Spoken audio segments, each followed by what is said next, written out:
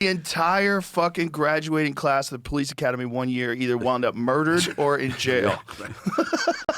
That's what happens. All of a sudden, you push so much fucking money into something, right? And it's like before they even kind of figured out, like, you know, and there wasn't even a lot of stigma. It was like, cocaine, whatever. It's kind of rich guys, fun drug. But, you know, it's just some statistic about, like, you know, the amount of money in the banks in Miami was like the same as the rest of the country. More banks per capita in Miami than anywhere else in the country. Right. Because they were just laundering money. Right. And they got away with it.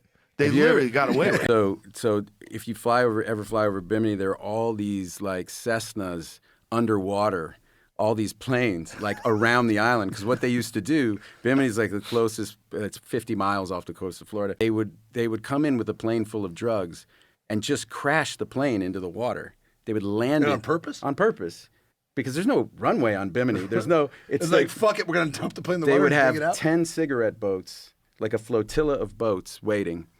They would crash the plane. They'd offload the drugs as the plane was sinking, right? And then they'd put it. The Coast Guard like figures it. They're always coming for them. That's why they have 10 boats. They throw the drugs into one of the boats, and they got a 1 out of 10 chance of making it.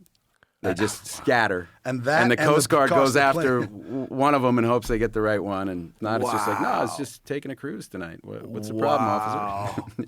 But the planes are still all submerged. Like the water's so clear you can see. How many fucking that's crazy. Yeah. How many fucking planes are out there? I flew over it probably 20 years ago, but I mean, there's. Yeah, that was an. I don't know how long. I mean, but if you think of probably the cost of one of those little Cessnas, probably wasn't.